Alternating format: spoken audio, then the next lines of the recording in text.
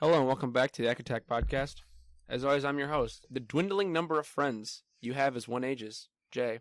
And joined as always is my co-host, the intense feeling of isolation, Z. How we doing today, Z? Oh, pretty good. Did you like that one? That one's real sad. Yeah, no, it's a bit real. Yeah. Like a lot of yours. They're often sad and real. Yeah. Well, that's the whole point of the Ack Attack, is to be real, as we talk about Star Wars and Marvel only. We're the most real. Yeah. Most real pop culture podcast around. All right.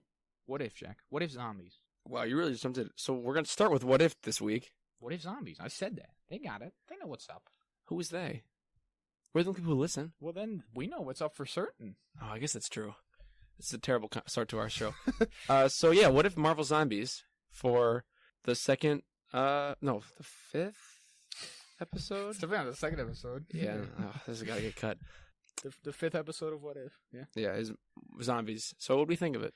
Base thoughts. Start off with. I very much enjoyed it. It may be my favorite or second favorite or it's up there. I definitely liked it more than last week. Not even gonna lie. What was last week's? Doctor Strange.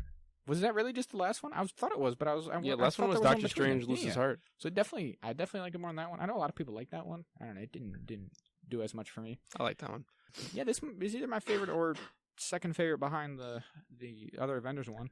The thing I liked most about this is that it takes place during phase 3 of the MCU, and so it is just full of characters, right? Yeah, like everyone you'd want is there. Yeah, just everyone. Like again, like phase 3, which is to say, pretty much anyone like up through like Endgame almost, right? I mean, literally. It takes place during Infinity War. Yeah, essentially, yeah. So it's good. I very much enjoyed that aspect of it. That it's just all the characters, because we really haven't gotten anything like that, right? The closest thing to that was the Earth's Mightiest Heroes one, like the Mightiest Heroes one, which again though that took place during phase 1, so like it had a lot of dudes, but not nearly the breadth of. It just kind of had the Mount Rushmore, really. Yeah. But so this one deals with again just everyone who was like in Infinity War appears in some capacity, right? Whether as a zombie or as like a living character does stuff, but. I don't know. I just think that's really cool. Again, I like when these episodes really feel like entries into the universe, like instead of just as kind of little animated one-offs, they feel like they're part of the MCU because they have that cinematic feel to them with a big cast and all that. I don't know. Again, even though like not everyone was the actual voice actors, they got enough where I feel like it fills it out and it gets you there, right? Yeah, it does what it needs to do in the time that it has, for sure. Like probably the only notable or the most notable absences would be Tom Holland and Evangeline Lilly. Oh no, wait, shit, I'm sorry. Evangeline Lilly, isn't it? Oh, you should have checked. I got it right here. Definitely not Tom Holland though. It was pretty close though. I knew it wasn't Tom Holland, but the voice he does. No, he does good. Pretty close. He does like a good like sort of Tom Holland impression, really. Yeah. Which is one of those things where like for any kind of extended role, that's not what you want usually, right? Like I remember this is kind of off topic, but when they were casting young Han Solo, there was like this guy. There's like this viral video of this guy on YouTube who could do like a perfect sort of like young Harrison Ford Han Solo impression, and it's like realistically, that's not what you want, right? For a guy who's carrying a movie, you don't want a guy who can just do a really good impression of the last guy to do it. It was close. He's got the same vibe, of course, but you don't just want an impressionist. No, I will say my infamous hot take. Oh yeah, lay it on there. Of Solo. He said, I like the guy they get to play young Han Solo more than Harrison Ford himself. No. Oh, yeah? What's his name? Say his name. James Clydesdale. Oh, come on. I don't know his name. He's in Hail Caesar. Yep. Well, I'm going to leave you hanging on that one. So, you don't want that for an extended kind of role, right? But for a one-off episode of a animated show like this, it's like Black Widow was in the Earth's Mightiest Heroes one, where, again, it gets close enough, and for a minor or relatively minor role in, again, like a 30-minute episode, I think, again, an impressionist sort of thing for that one, that side of thing does work. So, yeah. I think certainly. That's all just to say, I agree. He did good as Peter Parker. This one was, like, absolutely star-studded. Obviously, Jeffrey Wright's back, but Mark Ruffalo is Hulk, Chadwick Boseman is Black Panther, Paul Bettany he did great. The guy who's Ebony Maw. Yep. Sebastian Stan is Bucky again. He's like one of the first. Oh, him and I guess I shouldn't say that. Evangeline Lilly again. Paul Rudd, obviously. Jon Favreau, Denai Guerrera, Emily Van Camp, and then I'm not gonna lie, I don't know. Tom Vaughn Vaughn Taylor, whatever, or Lawler, whatever that guy's name is. That was the Peter Parker guy. But yeah, like I said, I really enjoyed that element of it. I always like when they do stories like this, right? Whether in the comics or the movies or whatever. Because this is obviously reminiscent of sort of Marvel Zombies, right? Right. It's not quite the same. We talked about it at one point. I think maybe when we were like predicting stuff for What If. It's like in Marvel Zombies, they're intelligent still mostly, like quite intelligent. They have an understanding of who they are. Not even just an understanding. Like they are mostly sentient, especially after they've fed. The idea is like they kind of go into a feeding frenzy at some point, but after they eat, they're really kind of with it, and they're like to the point where they're even feeling bad. Like Captain America and Spider-Man and them, where they're like, "Oh God, this sucks. Or just Wish we eating didn't people. have to do this." Yeah. These ones are not quite at that level, but they're not just zombie. Which, like, obviously, that's the point of doing like any kind of superhero zombie universe thing, right? It's like if they were just mindless zombies, that would obviously be dumb. So you have to do the thing where they can still use their powers and stuff. Right. It Yeah. makes it way more interesting, of course. Right. Otherwise, again, it's just zombie stuff, which is no good. They're just shambling around. So this is kind of reminiscent of that. Kind of reminiscent of the Punisher zombie one, which is Punisher Kills the Marvel Universe. I think it's fun.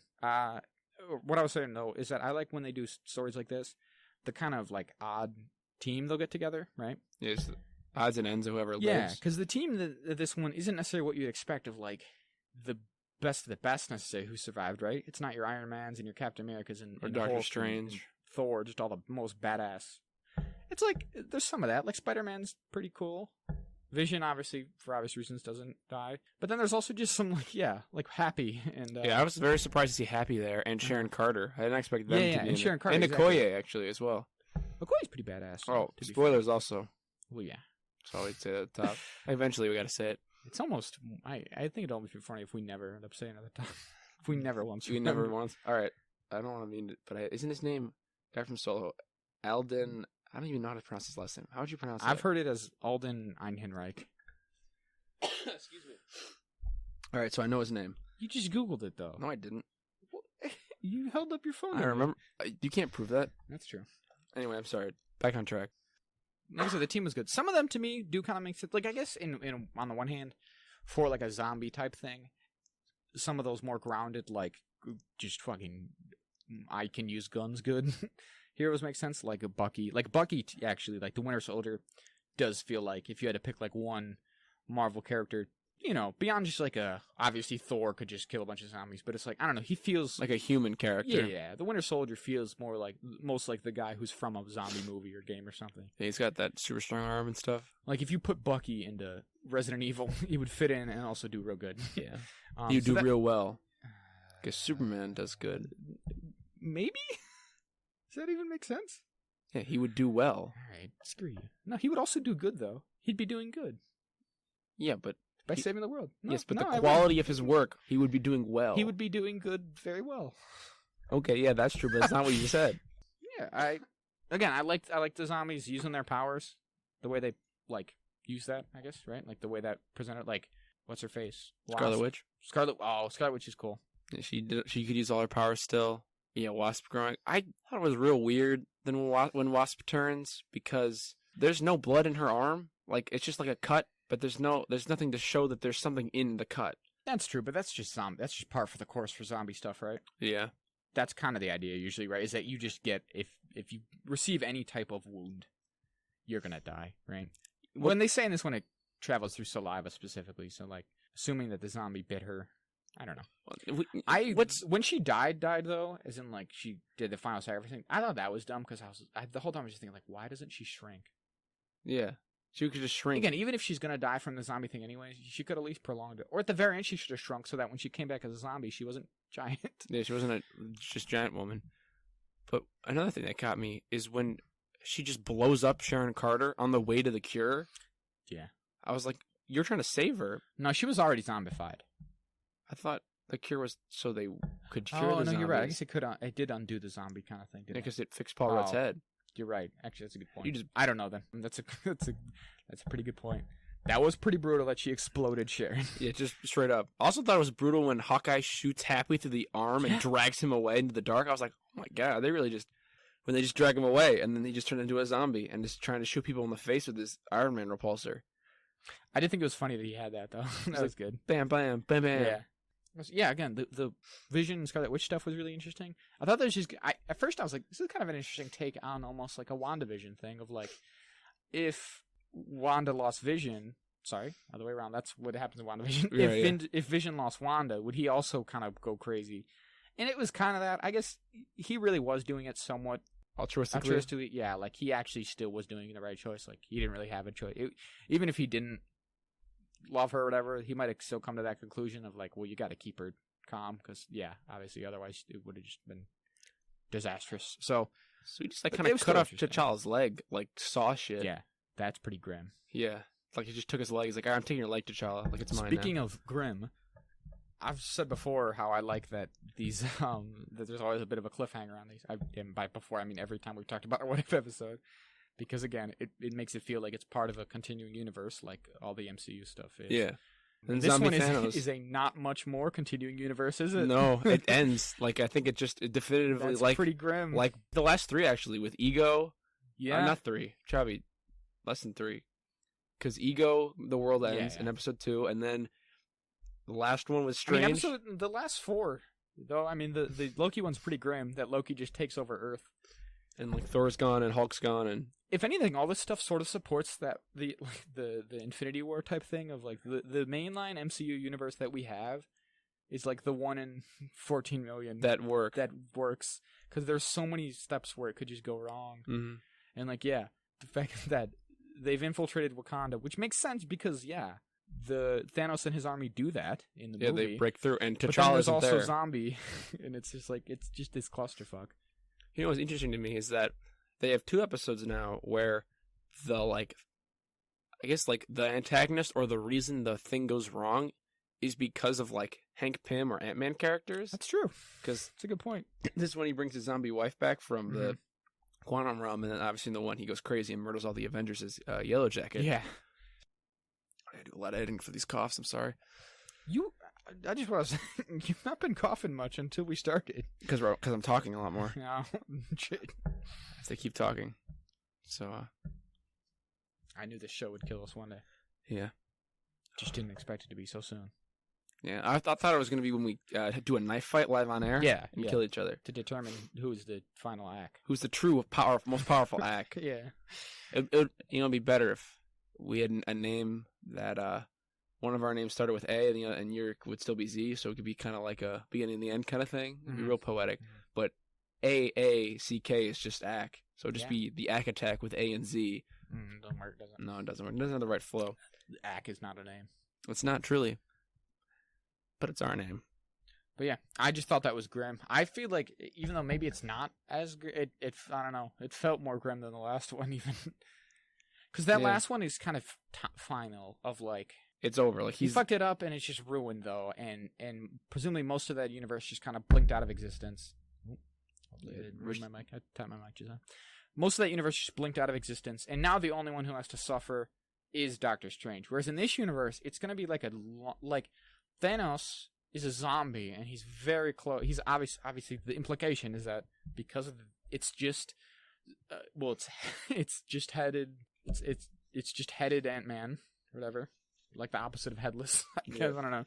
And crippled, legless T'Challa and emotionally devastated Spider-Man are the only ones left, and they're arriving in Wakanda, which has been overrun by Thanos' zombie army and the zombie and an almost completed Infinity Gauntlet wielding zombie Thanos. And Thanos, who has a nearly complete Infinity Gauntlet and a zombified what are they called? What are his homies? Black Order boys. Yeah, thank you. So it's the Black Order who are all zombies, and like they're gonna curb stomp Spider-Man. And like Spider-Man and Black Panther are pretty good, but they're not gonna stand up to Thanos with a nearly full gauntlet and his whole army and everything. So like, yeah, the implication is obviously very clear. They're just gonna take that last gem for them, and then now zombie Thanos has the Infinity Gauntlet, which is it's probably even crazier than regular Thanos because now probably he's God knows what he's gonna do. Yeah, so that's pretty grim. And again, it's like I feel like it's less just kind of total. Like, that could get drawn on and just be brutal for a lot of people with that universe. Probably spread throughout the universe. Yeah. Just a slow burn of everyone being ripped apart and eaten by their loved ones. Yeah, it's It's Grim fucked. stuff, man. It's pretty fucked up. And I saw someone like say this, and I think I might agree. Like this may be the darkest timeline. I the mean, MCU. almost literally. I assume we might go on. We might get darker times because we still haven't got to Ultron. That's true. Ultron's got his That's a good episode point. coming up, so That's a that one good probably point. will be dark. There may yet be darker still, but yeah, it's grim stuff. But again, I You've did said like grim a lot. it's how I feel about That's this fair. episode, Jane. Sorry, my vocabulary is not good enough for you. No. Read It's, some books then. Jeez, man. It's pretty desolate. It's pretty dismal. Dismal. Say dismal. This was word. good. Pretty no good. Yeah, but again, I'll say it every week. I like that they put that in though, just for us. Hmm. And I like how witty the watcher is every time. Yeah, he's like, Just be like, no, they're screwed. they're screwed. No, nothing we can do about it. Well, moving on. Don't think about it. Because what is he saying in this one? He's like, even in the face of, stuff being real bad, humans still got hope, even if it's going to bring them, like, whatever he says. Essentially, even if their hope accidentally brings about the end of their universe. The annihilation. And that's rough. It's kind of like, maybe don't hope. Like a negative outlook on hope. That's literally kind of how he's like, yeah, these dumbasses hoped, and look where it got them. Yeah, all the good that did. Don't hope, kids. Hope means nothing. Your life is a lie. All right.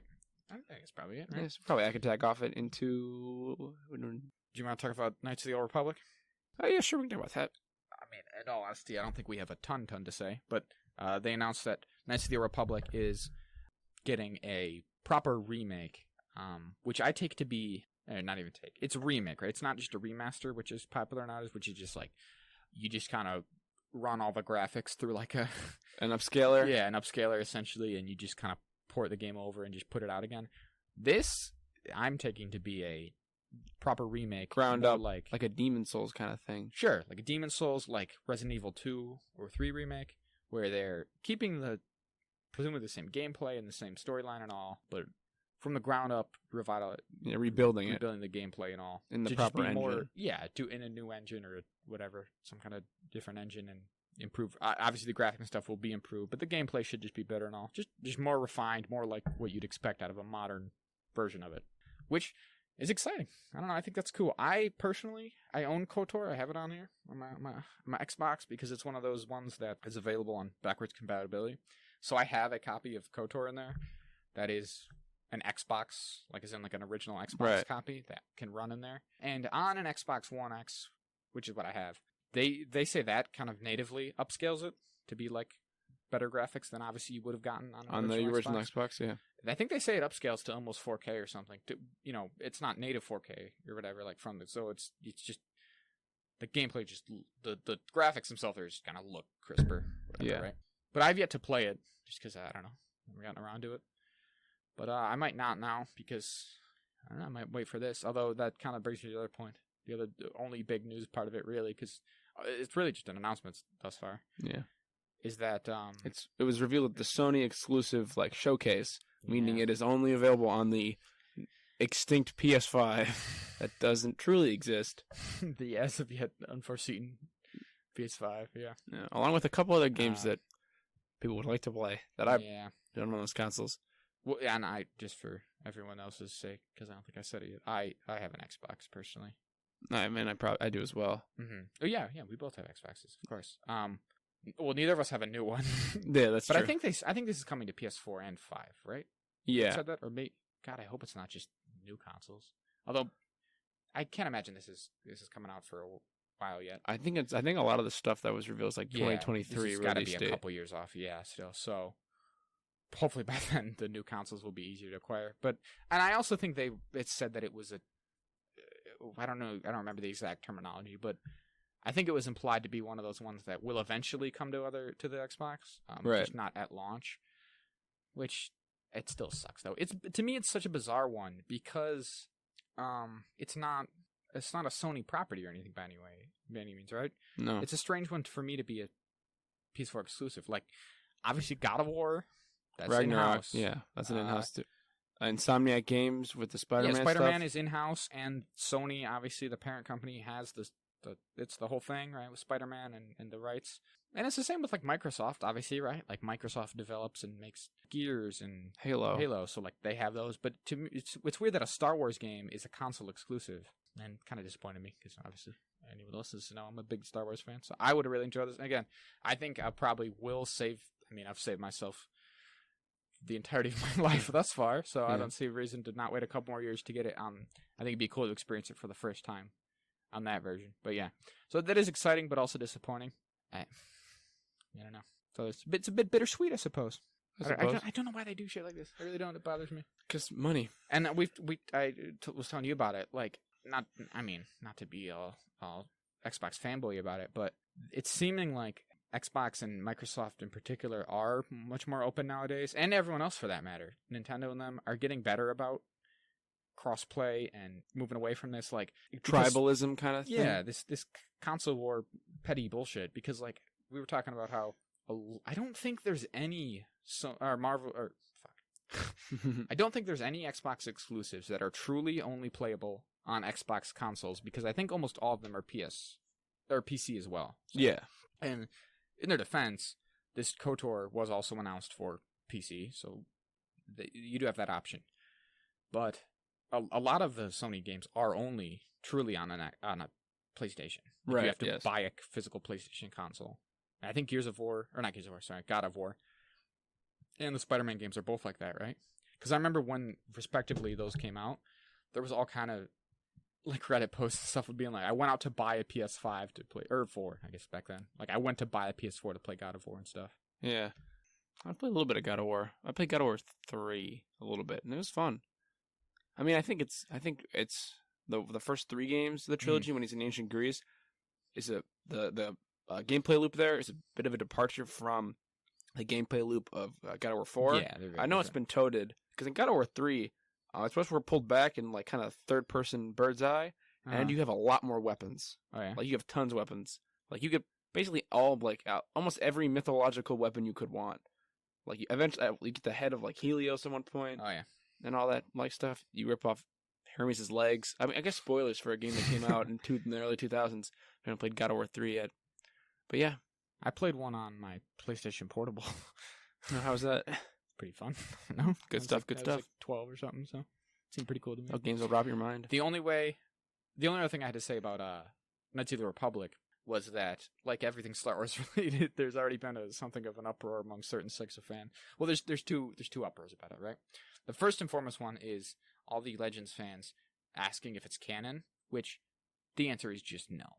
Right? Of course, yeah. Now, in their defense, they did seem to be a bit cagey about it, and the thing of like just some of the very specific like sentences they used in the release thing made it on StarWars.com, that is, made it somewhat not very clear because they're like, essentially it said something to the effect of like, yeah, relive the Legends story, of Knights of the Republic, right?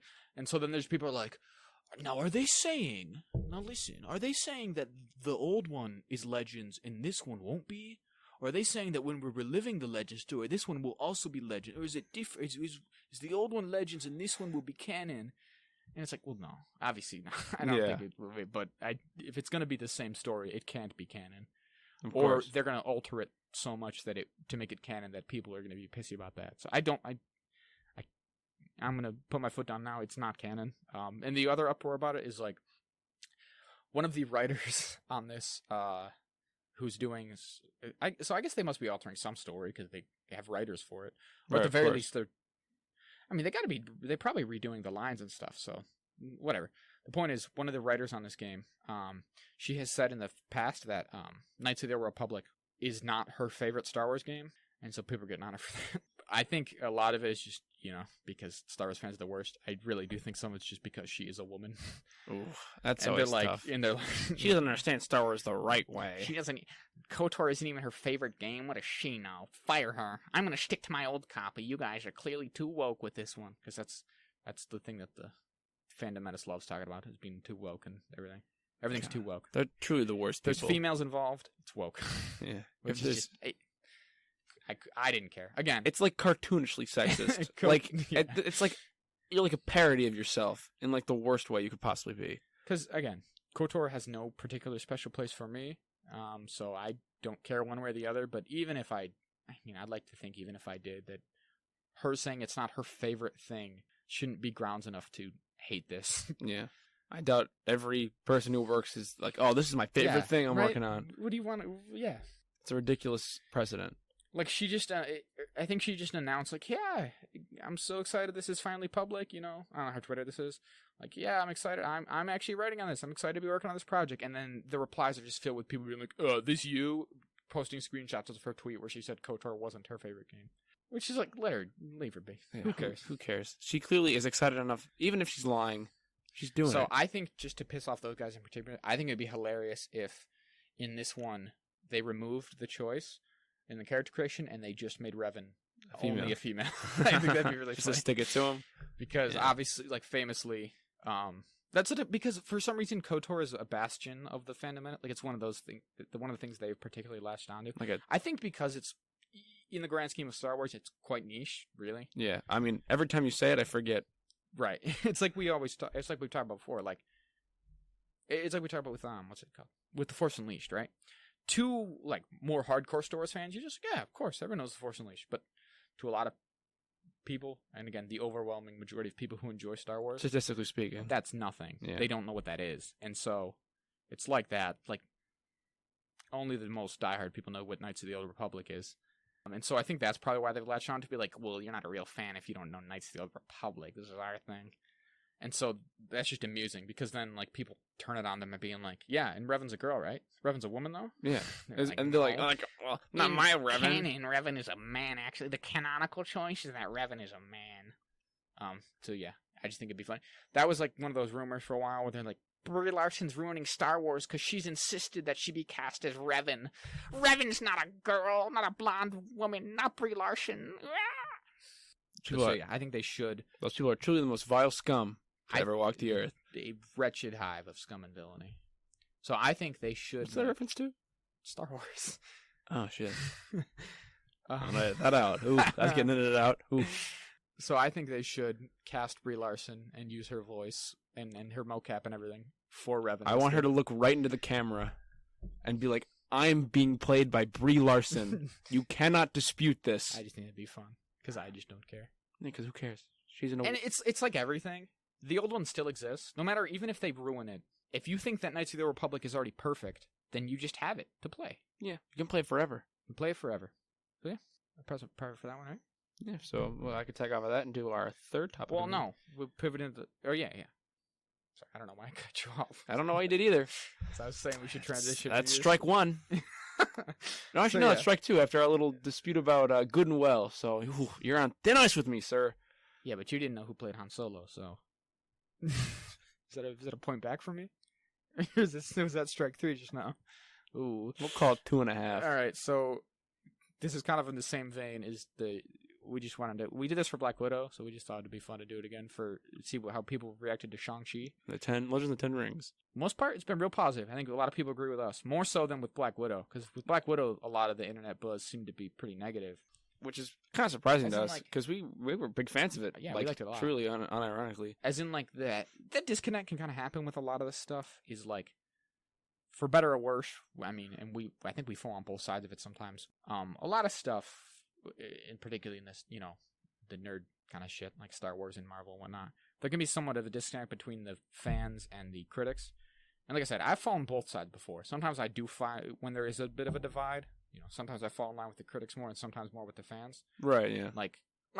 And also, I say fans, it's one of those things where it's, the internet obviously very much amplifies, like, vocal minorities, so you just need to get a handful of people who are passionate enough to really cause a fuss, and that can feel like everyone, what the fans feel. Yeah, everyone's talking about this. When like really, it's like the three Last guys Jedi, with like 10 alt accounts. The Last Jedi is probably good. Now, to be fair, I think a lot of people genuinely do not love The Last Jedi, which is fine. I don't know if I ever said on the show. Love that movie. One of my favorite Star Wars movie. Maybe up there. If I had to just pick one, it might just be that. Fuck it. My favorite is Solo. There you go. Nope. Good enough. Yes, no, Solo's the best one. You've said on this show before that Rogue One is the best one. I don't think you can prove that. I don't think you can prove that. Because I can go back and change the files. Like that, for example. That was one that the critics all loved, and I fell on their side, even though a lot of fans didn't. And again, for Black Widow, the critics, quote unquote, were pretty positive, but it seemed like there was, at the very least, a vocal sort of minority being Taskmaster. But I think, luckily for this one, there's just not been that. Yeah, I'm glad for it. It's been, a lot of people liked it as much as we did. One of the big things, we talked about a little off pod for the show today, was that there was, again, a vocal minority. I think we'll go back to that. I think it's a good way to put it for this scenario. Of people who just thought this movie was going to fail and bomb. Mm-hmm. And I don't think that all of it was race motivated, I'll say. But I won't say it wasn't a factor. Yeah. At all. Know if there's a term for that we should learn, but it's like the sort of the fandom menace for Marvel. The assholes. Yeah, well, they are. Yeah. But it's that exact kind of overlap, right? Because it's the same people who are saying, like, it's sometimes literally the same, like, whatever YouTube channels and stuff, where it's like, yeah, Star Wars is gonna fail because they're being too. It's the whole woke thing, right? Like, oh, everything's getting too woke. Which, I mean, that's neither here nor there. Some decision, that's probably the best way to put it.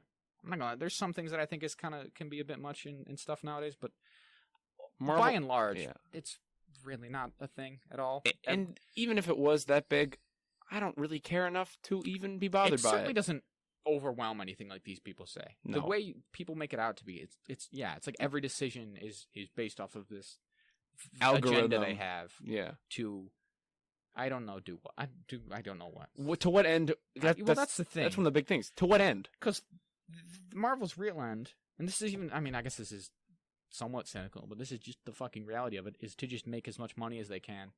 And that's, if that falls into a certain demographic, that means that's just the popular demographic. That's just the trend of it, right? Yeah. Mm-hmm. But whatever. So yeah, there was, again, those kind of people were like, oh, it's going to fail, and because they're being too woke. And again, I don't know what the fuck that means in this context, other than just this movie stars minorities. It's just overwhelmingly, obviously. It's just a similar movie to Black Panther, in the sense that it is just a majority of the cast are, and I think in this case, almost all of them. Literally all the main characters that have speaking lines. The only couple I can think of are the Blade guy. I was good. Yeah, I think he's the only one. And Ben Kingsley. Oh, that's true. You're right. Are just minority characters. Even then, those are. What, side characters? They're not the main characters supporting? Who have a lot of the comic relief characters. Just like background. Yeah, and even beyond the fact that it's too woke and they're ruining it. This is a post-Endgame Marvel movie. They could literally just show a slideshow of comic book panels, and they would make $500 million fucking dollars. It's goddamn Marvel. I just don't get it. This shit, like it or not, is too big to fail at this point in the current state. Truly, I don't know. Yeah, these guys are deluding themselves if they think any of that. And the thing, I don't know if we said it on the show, but I've definitely talked to you about it before. The only thing that's going to sink Marvel at this point is like a series of failures, because people kind of predicted like, well, Endgame, they've kind of lost a lot of steam now. But if that was ever the case, which I don't even know if I would say it was, at this point, I think they've already won everyone back, where they're just in full swing again. Now, I will say, full disclosure, I was one of those people. I think I probably was kind of, because I was like, Endgame has a very, I mean, that's a testament to how good it is. It has a very big sense of finality. Like, they could kind of end it here, and it wouldn't be the end of the world. But then WandaVision came out, and I was like, I'm back on, like, WandaVision, like, the first 2 episodes of WandaVision came out, and I watched, and I was like, cool, back on board. And then, like, I've enjoyed everything ever since. Like, there hasn't been a thing that I've been like, well, that was bad, and I didn't like it. I agree. Again, now we're big Marvel soy boys. Big soy boys. Big shills about it. But still. We have a show about it, literally. But, yeah, I think a lot of people feel, I mean, it's still very popular, and the literal financial success of this movie shows that, too. Yeah, I agree. I don't know how anyone could convince himself this was going to fail, just because the Marvel hype train is so powerful still. Like I said, I think it would take a series of, like, practically concentrated efforts to sink this franchise at this point. And like, if you look at every movie, like, how could they possibly fail with Spider-Man and Doctor Strange 2 and Thor 4 coming up? Like, those are the next 3 movies of that are like continuations of a story, and they're just getting bigger. Like, we've made a joke with Doctor Strange how it's basically an Avengers movie. Like, these movies are kind of all starting to just kind of be like, as the comics are, and we haven't talked about on the show, how characters in comics just jump into each other's stuff and jump out. Like, I think that's just going to be the MCU. You saw his quote from Benedict Cumberbatch today. From Variety, I read a quote that said, because obviously he's Doctor Strange, Benedict Cumberbatch has said that this is probably the greatest Spider-Man standalone. Yeah, Spider-Man No Way Home is the greatest standalone superhero movie up until his Doctor Strange 2, which I think is like, well, It's that thing we always say on here, which is, he's in those movies, so he's going to say that, Yeah. but still. just the fact he said it. I mean, fuck, Sam Raimi's directing Doctor Strange 2. Like, and again, he's the from original. Everything that's been confirmed and or rumored, I would agree. Didn't you say he said it was like ambitious or something to that effect? Probably most ambitious, yeah. I believe Which, that was the I wording. I don't know how I could disagree. These No, are like, not at all. again, these are practically just the amount of characters and stuff in there. They're just Civil War movies, pretty much. Exactly. Just like Civil War. It's just like Civil War. It's like, it's barely even considered you could barely, realistically, in all honesty, you could barely even consider it a solo movie. Yeah, I agree. There's just so many characters. So yeah, unfortunately, the reality is just there's this like little niche sort of market that's popped up with these people who like to cry this like woke thing about everything, and I don't know. It's just dicks. I don't even know what else to say. We don't have to get in their whole why they exist, but that's just the reality of it. Is like, and they get in these echo chambers where they do convince themselves that everyone thinks the way they do, and that, oh yeah, I'm a racist asshole, so I'm not going to see this movie because it's got Asian people, and lots of people think like me because the 50 people in this YouTube comment section agree with me. Yeah, that must be the world. All these 50s racists that also are like, yeah, you got a point about these Asian people. Like, but yeah, I don't see how anyone, like you said, at this point, it's gonna be hard to really sink one of these movies. I guess Black Widow didn't do stellar, but that's kind of its own thing, obviously. Yeah, I think that really more circumstances. Yeah, but I also think that kind of ties in the fact that Black Widow was a movie that is a prequel. All movies going forward continue a story. Yeah. And again, that movie didn't even do terribly either. Yeah. By the way, that movie made plenty of money. If it was any other movie, they would have done great. That would have been, yeah, that's an excellent.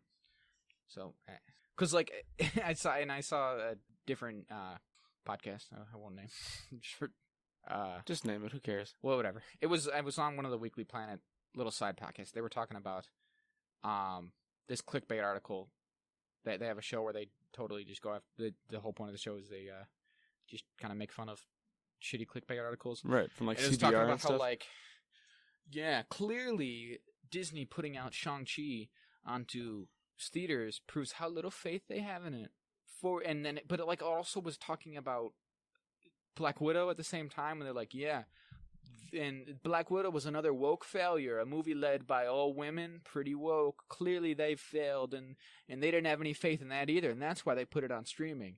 And so it was like, in this one article, they had the logic of, Disney had no faith in this movie, that's why they put it on streaming, and Disney has no faith in this movie, clearly, and that's why they're putting it on theaters. They didn't put it on streaming. Clearly. And so it's just like, what the fuck are you saying? They've done a classic Mac where they've played both sides, so they always come out on top. They played both sides against the middle, so they always come out on top. Even though it's themselves. They didn't have any faith in either of those movies, which is why they went totally...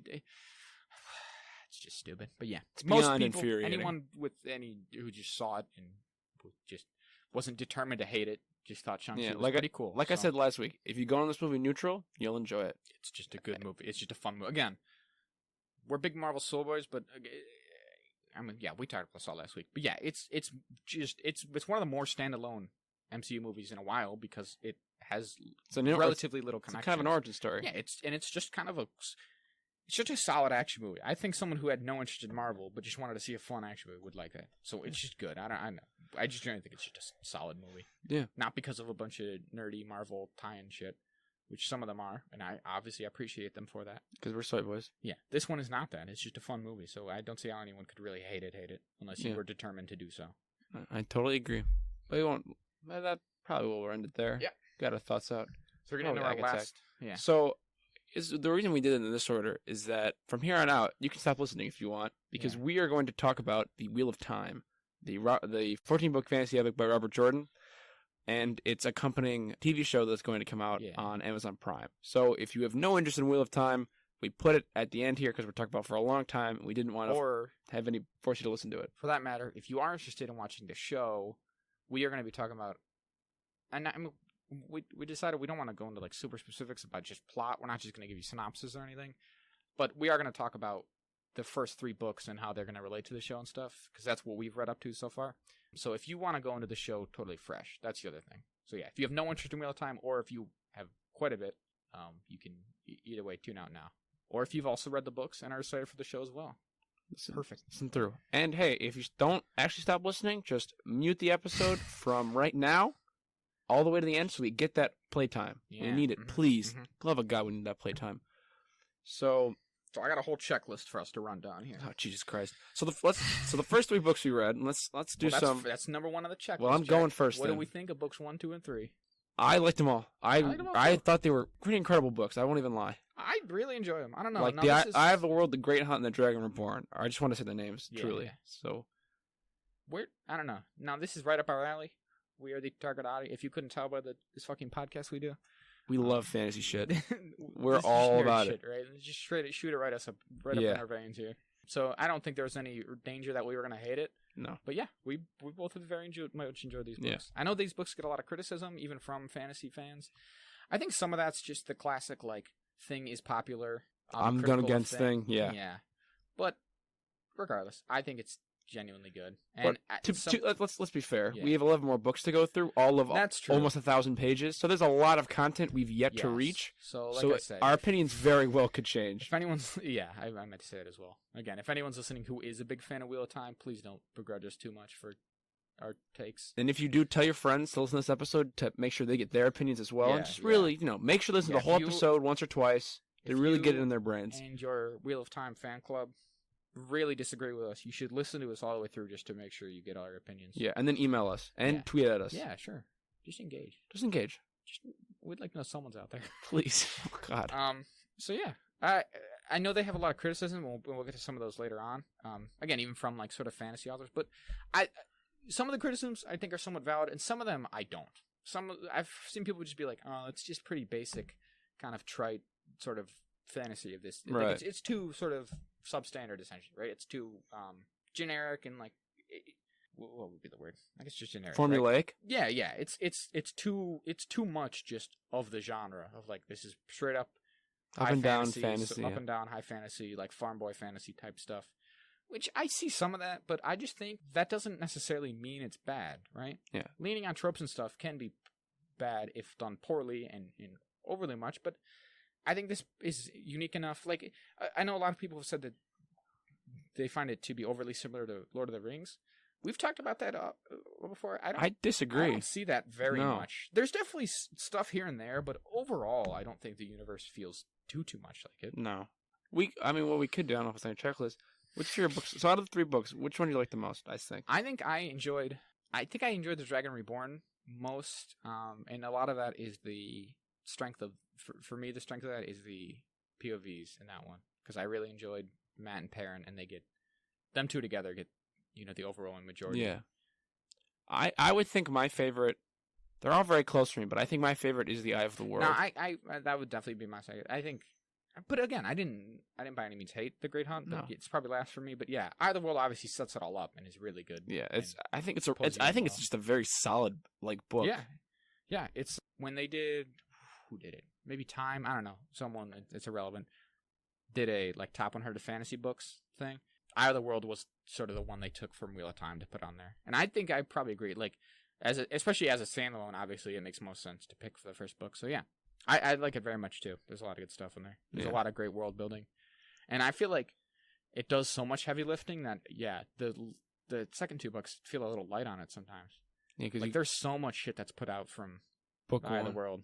and then you just kind of be like, well, all the stuff you already know. Kind And of you built on it, yeah. Yeah. But it really does craft like a really interesting sort of universe. So what's next on your checklist? So just the characters and the setting. So we kind of touched on this, but my favorite characters, we like Matt and Perrin. Yeah, those are our favorite characters. Now those are the dudes. Obviously, we're dudes, so We're all about dudes here. We're all about We're a dudes here. dude-centered podcast. we don't like those chick chapters. No, I will say my least favorite character is Nynaeve. yeah, and that kind of ties into I have it later down. But yeah, that is sort of one of the aforementioned big criticisms that Robert Jordan gets for some of the. But we Wheel of won't. Time stuff. Let's not jump ahead. Yeah. Let's go to the checklist. So But Nynaeve is symptomatic of that. I think now I may not like Nynaeve as a character, but I believe that the writing of all the characters is very strong because they're all very different, and they all play off each other very well and very uniquely between Mhm. them.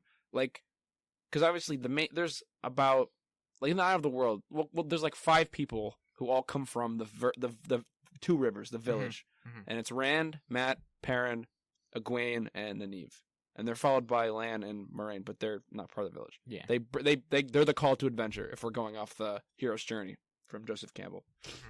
I think that they're all very well written. They all have very clear like personalities and goals and way they handle things, even among themselves. Like they don't like it's not like if 2 characters talk to each other, it's not like, well, these 2 are the ones that Robert Jordan loves the most, and everyone else is kind of like only connected through those 2 in a sense. Yeah. No, I get what you mean. If anything, that's sort of another light sort of criticism of the Wheel of Time is as it goes on, he has so many characters that he wants to dedicate time to. That you get lost. You feel kind of, depending on who your favorite character is, you can kind of feel left out. Because, he's dedicating so much where entire books go by where certain characters don't get any play. I don't know. We haven't experienced this yet, but I think in some of the books, like certain characters are entirely absent. Some of the books, at the very least, right, you're not getting POV chapters from their point of view, but they might appear. But so like and I can see that being annoying because again, just with that many characters, they're obviously not all going to be your favorites. And if your favorite is the one who gets left out in the book, that would be annoying. It'll sour you for the book. Yeah, so I'm not super looking forward to that. If we have to have a book without or Perrin 2 coming up without Perrin or Mat. No, say it ain't so. Not the Wolf Boy, please. But yeah, I don't. About Perrin, I really really like Moiraine. I've told you this a couple times off pod as we've been reading.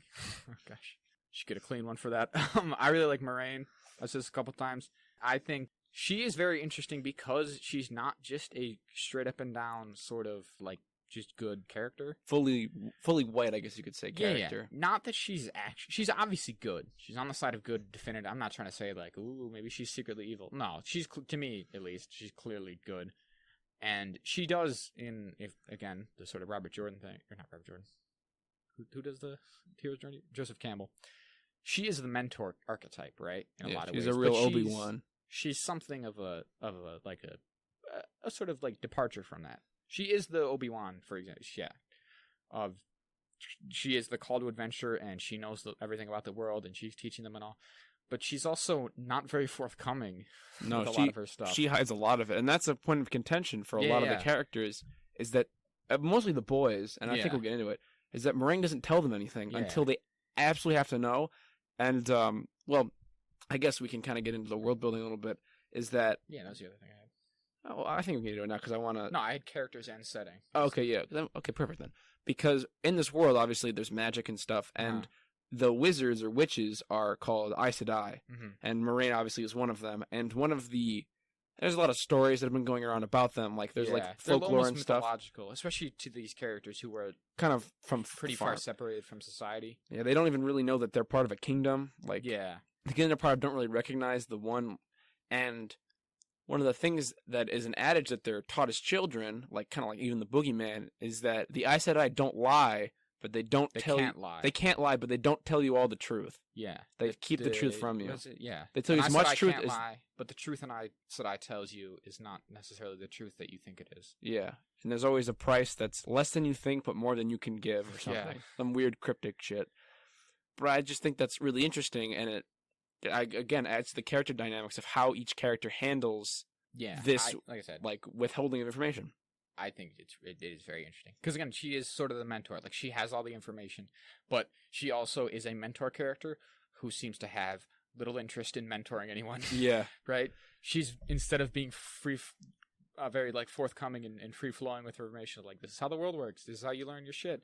She's kind of like, I'll let you know when I want to let you know. She's very cagey about it. I think that's really interesting. Again, she's very good, and like we sort of know that. She's been working on this for years. Like her whole like quote unquote like career for the past 20 years has been building to this.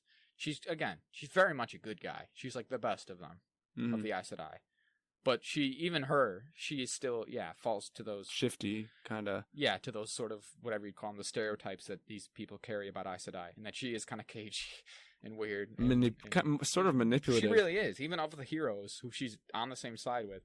She'll straight up say to them, right? Of like, hey man, I'm gonna use you to get like, I'll let you do as much as you can. Like, I'm not trying to full on just control you. But when push comes to shove, I'm gonna put you on the right path. Yeah. Come hell or high water. And like I think a couple times she's been like, if you're gonna be too much of a detriment, I will fucking kill you. Yeah, I'll get rid of you. I don't really need you. I don't dislike you. You're cool and all, but we are talking about the fate of this world. Yeah. And that's what I'm all about, because that's another thing about the world building here, right? All the Aes Sedai, you belong to a specific Aja, which is like an order or like a specific sort of a subsect. Yeah, a subsect. And theirs is the Blue Aja. There's 6 Aja, right? Or no, sounds right. No, there's 7 Aja because of the black. Make 8. Sure. Okay. And she belongs to the Blue Aja, and it's said that their thing is that they get a mission and they really stick to it. Yeah. And that's what they're all about. Now, something to say now that we talk about this is that the Aes Sedai are only women. Because of the nature of the world. The nature of this world is that in the magic system, there's something called the One Power, or the true source. It comes from the true source, and it's called the One Power. I feel like they use them a bit interchangeably. The true source is how you touch the One Power or something? I don't know. Yeah. But anyway, there are 2 sides, and there is a male side and a female side. Uh-huh. And for a long time, in like the ages, because it's a wheel or whatever. Yeah. There used to be male Aes Sedai and female Aes Sedai. Uh-huh. There used to be both. But then when this old king, this guy who called the Dragon, who's like a high lord or like the king of the world pretty much, defeated the bad guy, the Dark One, and sealed him away in a prison in like a cursed land. Doing that required so much power that he had to get so close to the Dark One. Yeah, that it tainted that side of the power. And so now that all the men who can use magic go crazy, and he went crazy and destroyed the world. Him and all the Aes Sedai, the male Aes Sedai from his time went mad, and they went crazy and destroyed the world with their power. So yeah, all the Aes Sedai remaining now are women. So that kind of plays into it. We'll get to it in just a second. But yeah. So, and the Ajas are cool. I like the Aes Sedai. I like the way their power works. I guess if we're just talking world building again. It's like an elemental thing, sort of like almost like an avatar thing, right? Right. They can touch water, fire, earth, and air. And spirit. Oh, and spirit. So like but also though that's also avatar. Yeah, I guess you're right. Yeah. Yeah. And like it's a similar kind of thing where they can combine them and stuff. And so like you can do like water and spirit is how they heal and stuff. And I think air and fire is lightning. Oh yeah, that makes sense. Okay, yeah. Cool. Yeah. And yeah, so you combine them and stuff. And it's said that traditionally the men were more powerful in fire and earth, and the women were more powerful in air and water. And you might think, and this is a sort of cool part from that first book, at first that strikes you as like earth and fire. Those are like the badass hard ones. And what character even remarks this? She's like, oh, how come the men got the tough ones? And then she's like, well, no, that's not how it goes. Yeah, they're all equal. Yeah. What fire is there that cannot be put out by water, right? What wind can erode the earth. Like what rock is there that cannot be eroded by wind and water? Now, and to say that, I remember when I was reading the book, when they mentioned that, I thought, oh man, that sucks, because now only the wizards can only use water and air. But that's not true. No, they can. And affinity just means that they're strongest in that. But like Moraine just whips out lightning and like earthquakes and like all this crazy shit. That's she's super still pretty cool. good. Yeah. Yeah. And again, that's another thing of like I always say in a lot of this stuff. I think it's because Moraine is exceptional, even among Aes Sedai. Right. And she says as much in one of the books, that she's one of the greatest in the White Tower. So, again, she's like a mentor. She's not just an Aes Sedai, she's like the best. So then I guess we should also talk about like the trailer then. Do you want to get into that now? Because then the rest of the stuff I had on here mostly was about... Well, okay. Actually, let's get into the thing we keep referencing. So, one of the big complaints that people have for the Wheel of Time is that the female characters in particular are not always written in the best way. In the best way. And what they mean by that essentially amounts to is that, especially early on in the first couple books here, the female characters are kind of just mean. Yeah, just mean to all the male especially characters. To the dudes, but also to each other. Is that the women are just mean. And they're shitty, and they're kind of just bullyish. Like, they're just not very cool. Yeah, they're very just mean to each other. Really, like, that's really just the best word for it, is that they're mean. They bully the men into doing what they want a lot of the time. Against their own, the dudes aren't even doing shit wrong, and they still get bullied, and it's a weird kind of dynamic. And I think the thing that people can sometimes miss, sort of, not to mansplain to anybody. Again, I guess if you are a woman and you've read The Wheel of Time, and it really did bother you, I mean, more power to you. I can't tell you you're wrong. Like, it is a bit egregious in the first couple books. It's very, like, it's almost in your face, aggressively. But I think the thing that you kind of have to realize is that it's intentional. Because a lot of people say, like, oh, I've seen a lot of people remark to, like, wow, man, Robert Jordan must have really hated women, huh? He makes all the women such, bitches in his books, essentially, right? I think the thing you have to realize is that it is very much intentional. It's not just Robert Jordan's, like, incel personality. Biases seeping into, like, I'm going to make all these women bitches. Like, all the women in my life who never would go out with me. Yeah. Which is what it is, it's very intentional on his part for the world he's created, which is that in this world, because of the Aes Sedai in particular, I think the idea is that that's permeated every sort of layer of their society, where the most powerful beings in this world, obviously, are the Aes Sedai, who have the magic. And because the Aes Sedai are all, the only people who have the magic are all women now, that has kind of trickled down to every layer of their society. It's what it essentially amounts to a matriarchal society. Now, it's not super in your face. It's still kind of set up in a way that, like, most of the dudes most of the men in the world seem to still think that it's a patriarchy, that they have it, but that's also kind of the idea, I think. I sort of played for a joke a little bit. Yeah, is that the women sort of let the men think it's a... Yeah, let them think they're making all the choices, but in reality, they'll make the call. And throughout even just these first couple books, any of the smart men realize that that's not the case, right? Yeah. There's like a couple of things made up, and there's like all kinds of stuff like this, right? So the Queen of Andor is a queen, and it's not just that the current monarch of Andor in the series happens to be a queen. They're always a queen. It's always been a queen and always will be a queen. That's the point, is that the queen has a daughter, that daughter becomes queen, not the son. The son never becomes queen. The son is second to the daughter. He serves as the first prince or whatever. Yeah.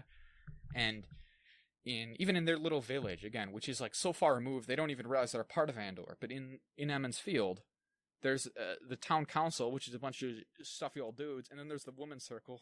And what the women's circle decide ultimately happens. Yeah. And one of the most important single people in the village is the Wisdom, who's like the healer. The healer, yeah, that's a good word for it. And who is Nynaeve? Who is Nynaeve? Who is my least favorite character. Because she is just kind of the worst. Because she's a bully. In the village, she is like one of the single most important people. She could order, even though technically there's a mayor and there's the city council and all, she essentially could order just about anyone around, and no one would really give her too much guff about it. Yeah. And yeah, I think that kind of went to her head. And that's the point, is that in this society, because women are essentially in charge, they can be kind of shitty about it. Just like in our world, where men are more or less in charge, they can be fucking shitty about it. People can be shitty. Oh, absolute power can corrupt you. Yeah, and so the idea is, and now we haven't seen this firsthand yet in our reading, but everyone I've seen mention this says that it does get better, because as the story goes on, the women develop in a way where they realize that's not cool, and they should treat the men more like equals. Yeah. And the dudes also develop in such a way that they realize they should be able to stand up for themselves more. Yeah. They shouldn't just let, Moiraine just tell them, I don't have to tell you, and I'm not gonna. Yeah, I feel like the men kind of do that arc a little faster, I feel, because Rand gets really sick of it, Perrin and Mat get really sick of it, and Perrin actually... in the third book, Rand argues with Moiraine constantly about what's happening, and Perrin starts getting hey, you got to start telling me things. Like, I'm tired of being made a fool. I'm not a fool. Yeah, I need to know. One of the Nynaeve is, like I said, my least favorite character because of that. She is one of the ones that, from what I've seen, from what I've read here, goes through the most profound version of that. Literally, she kind of is the Hulk in a sense, because she cannot access the magic unless she's angry, because her anger is such a fundamental part of her. Exactly. That's what I mean. It's like, I don't know how you could read if you got past more than the first book. Yeah, they straight up tell you, Nynaeve in particular, she literally just has anger issues, clearly. Yeah, they every Aes Sedai is like, you need to stop. Like, you are unstable and you need to calm down. Because they tell her she is one of the most, or literally the most powerful, because all three of the sort of Aes Sedai in training characters, right, in these first couple of books, being Elaine, Egwene, and Nynaeve, they're all absolute top tier, but she is even the best of the three of them. Yeah, she's an absolute top tier, could be the best Aes Sedai in centuries thousands of years, maybe centuries, millennia. But yeah, she's at the point where she can only really access it when she's angry. She cannot do it kind of consciously, intentionally. And one of the big things with the Aes Sedai is that they're known for their sense of calm. Like they are very in control Yeah. of their emotion, and the warders as well that are with them. But like they're very in control and they're calm and they're just like they don't shout or yell. They just tell you what's up and they do what they need to do. Like they kind of speak with their actions in a sense. So I do hope that changes. Yeah, so it's, to me, I think it just will. I don't see how it couldn't, right? Yeah, right. That's, again, it's like, to me, it's very obvious that that's going to be her arc going forward here, is that she's going to get that under control and just become a nicer person overall, which is going to, trickle down to her interactions with the men and stuff. She's going to start to treat them as equal, because the other factor there is that she's also older than them, so, like, she still sees them all as children to an extent, when they're really not. And that even applies to the other women, right? Like, to Egwene and her have that conflict, especially in book 3. And so, yeah, I see it getting better. And some of the other criticisms about, like, the way he treats women in the books, I could see those being, iffy going on. Like, apparently they all start to dress more, whatever, like, provocatively and stuff as the series goes on, and they sort of embrace that side of things, which that probably is just mostly unnecessary, but whatever. I can't imagine it's going to ruin the books for us, right? But that's just something in particular I wanted, because that is like the sort of lukewarm, like room temperature take that everyone levels against the Wheel of Time. It's one of those ones where it's like it's so prevalent that people who've never read the Wheel of Time, if you just wanted to throw a jab out there, you'd be like, oh, aren't the women written awfully in that? And again, like we said, we are still pretty much at the beginning of all the arcs for these characters. So they've really only just begun. We are not speaking necessarily from personal experience, and again, this is all just stuff that's been relayed to me secondhand. But like I said, what we can tell is like, no, these characters are acting intentionally. This isn't just Robert Jordan makes all the female characters unlikable out of hand, because there is also even within this other female characters who are likable, so like that. Yeah, like people who are not from their sort of society, whatever you'd call it, like the Aiel, who are introduced as actual characters more, a group of them in book 3. Do not seem to carry that same sentiment towards. Yeah. So, I just a way to get that out of the way, because I think I told this to you right off pod. We talked about it. I would say if there's any like sort of underlying big sort of thing that they would change for the show, it might be that, because that is such, again, whether it's founded or not, because that is such a commonly leveled criticism of the Wheel of Time, it would not surprise me if they went out of their way in this show to lessen that. Yeah, to lessen that early on. Which I think I'd be fine with, honestly. As long as, again, it's not to the massive detriment of their arcs, like that you kind of take that arc from them, I think they could probably lighten it just a little. Because, like, it's almost ridiculous how much of just a straight up bully. That's, again, I keep going back to she's not my favorite character. Like, she's my favorite character. Because she's just bullies Matt and Perrin and Rand. The boys can do nothing. Do no right. Do no right in her mind, yeah. Yeah, they're like always up to something, and they're like. But that even still does extend to Egwene in a lot of cases too. Yeah, though. They're just mean. She's always calling Rand, like, Rand is her favorite. They're like in love. They're all lovey dovey, want to marry each other and shit. And she's still pretty mean to him. She's all calling him literally just names. Yeah, just like you idiot. What does he call him? A wool-headed idiot. Like you stubborn mule. And again, the dudes just take it. It's the only one who even begins to sort of hit it back is like Matt, because he's the witty, jokey one, and then like I guess Perrin in this book with his whole thing. But yeah, I could see them lessening that in the show going forward. So anything else before we get to the trailer? I guess more general. The last kind of general sort of things I want to say about the universe is like, because of this whole concept of the Wheel of Time, right? The idea, this sentiment. Now we've talked about this. We've gone back and forth on whether or not the Wheel of Time is meant to be taken literally or what. But in a lot of ways, it seems like it is. This idea that everything that's happened, the future is the past, because it's all just a cyclical wheel, right? Yeah, it's all just an spins, unbroken circle. An Ouroboros, a snake eating its own tail. Yeah, exactly. The snake eating its own tail. The what's the other one? The other symbol for the wheel. They say the Wheel of Time and the snake eating its own tail are both different symbols for the same idea within their universe. And so it's not super clear if you're literally meant to take it's like the events in the future or events in the past, and the distant past is really just a distant future, and vice versa.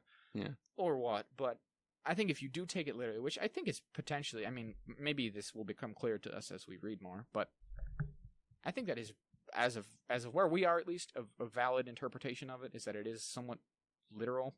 Right. Yeah. It kind of makes you, if that logic is true, then you would have to know that some of the events of the series are somewhat of a foregone conclusion, right?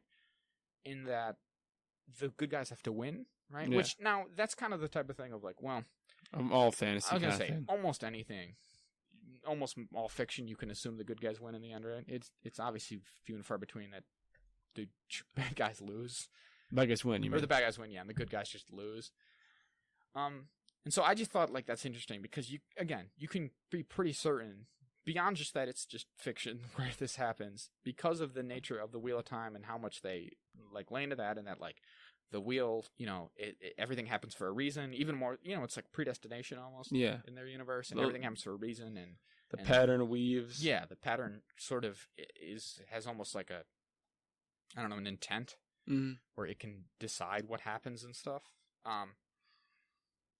It's kind of like I was saying to you, right? It's sort of like the textbook example of it's the journey, not the destination. Right? Yeah. We can assume they're going to win, and you can be pretty certain of that from the first book when the Wheel of Time is kind of described to you. But it's obviously the specifics of what happens to all the characters along the way is what's going to be interesting. And I just find that to be a fun concept. I don't know. Yeah. Because again, even though you can assume in most fantasy and fiction and stuff, hey, the good guys are going to win. This one, he pretty much straight out said, this all happened before, this will all happen again. And they'll always win. And they always win, and sometimes they always, the world is always broken, but it probably gets, it kind of gets fixed, and people recover, and there's kind of ebbs and flows to this stuff, but evil never wins, because if evil had won, they would have won by now, because it's a circle. Yeah, it's infinite. deal. Which, So- I will be honest, I don't love. Yeah. I would rather it just be like, Again, that's kind of why I think it is open to, is it literal or more metaphorical or whatever. yeah, but- where it's like the same general beats happen, but it's always kind of different every time. Mhm. Because I always feel like the big event that kicks off in the prologue is that the world is broken by when, like we said, when the guys go crazy. All the male witches go crazy, the Aes Sedai. And I don't know, it always felt to me as though that wasn't supposed to happen. Like that was like a freak kind of accident. Yeah. That like there wasn't like the Dark One kind of, because I don't know, like the Dark One kind of feels like, as the state in the first book, if he gets strong enough, he can control fate. Yeah, Like, he can also influence touch the pattern. the weaving, the pattern. So I don't know. Just to me, it feels like, well, maybe this was a time where he touched a little more than he should have, Yeah. and it pushed it in a direction. And the wheel will correct itself because it's the wheel, and as long as they win, it'll fix itself. But it just seems weird that because the breaking is so harsh and so like yeah, just to have such a hard, literally an apocalypse, pretty much, because like humans almost go And extinct. Some people describe, because of that, the Wheel of Time as a Post- post-apocalyptic thing, which I don't. We've talked about this before again off pod. Is like I don't really agree with. As It's an been actual- thousands of years since the breaking. and it's just that's not the vibe of the series. Truly, like people have argued, oh, it's not really medieval fantasy because it's actually post-apocalyptic, and it's like that's not. To me, that's just not an actual good descriptor. Right. If you sold someone on this series by telling them it was post-apocalyptic and they picked it up, they'd be like, "What the fuck?" They'd be like There's wizards, kings and castles and yeah, and swords and, and shit like in this. What are you warders doing? and Aes Sedai. Yeah, so I don't think that's really fair, but some people do. I think mostly just cheekily, to be fair, be like, "Haha, it's actually post-apocalyptic," don't Yeah. you know? little tip of the hat, smart guy kind of Yeah. shit. But it's even said like one of the villains in the one of the Forsaken, who was one of the Aes Sedai who switched sides essentially. Their logic in doing so was, well, if the pattern just goes on forever and the wheel just turns age after age after age, we have to win every time. The Dark One only has to win once, and so better just switch to his side, because if he gets infinite tries, he's going to get there eventually. But again, that logic kind of falls apart if you really think it's a infinite cycle, because that means he's had infinite tries already. And he hasn't won. So So he'll never win, kind of deal. Yeah. But again, it depends how You just how see it. literally you take it. yeah, which I mean, I think that's probably a strength that either is sort of valid if you really want it to be. Yeah. And then the kind of and this sort of ties into that, but like because of there's this concept of fate is a very real and tangible thing in their world. I mean, literally, the guys are bend fate to their will. They're Yeah. Ta'veren or Tarviran, who Tarviran. literally, their whole thing is that fate weaves around them, Yeah, like they're like and that the lives they touch are inexorably. They're drawn kind of in. like black holes of fate. Yeah, Like, exactly. even light bends around them Just to their will. For no reason at all, no fault or like decision of their own. Just the people they approach, just come near, Yeah. stir around them. And in the first couple books, that presents itself as almost just like bizarre coincidence. Where I don't know about you, but in the first book in particular, I was like, it's almost like he's leaning too much on this. Of like, man, everything just kind of happens. Almost in like a Deus Ex Machina kind of sense of like, wow, that was convenient. But then as it goes on, and he outlines his concept of Tarviran, you're like, oh, that is intentional, right? The fact that like they'll meet the same character, right? Or like, and even just like that farm girl from book 1, right? Matt and Bran stay on that farm, and then she ends up in the White Tower, and she's meeting these other characters, and there's all these examples throughout, even just these first 3 books of one of these characters meets someone, and then somehow they find themselves back in the story again at a later point. And by the 3rd book, I was all on board with that, because I was like, okay, the problem with the Deus Ex Machina, right, as a concept, the reason people don't like them is that usually it feels like you've written a story that's been logically cohesive so far, and then you get to a point where you've written yourself into a corner that you have no good way out of, and something just magically appears. The machine of God defies the logic of your story just happens. To me, this is not that, because it's kind of like he's been on that's been the idea from the get-go, right? Yeah. He hasn't written himself into a corner. This is what he's written himself into. He goes, this is what I want. And I think even more than that, in this book, the 3rd book, Rand goes off on his own. He has almost no chapters.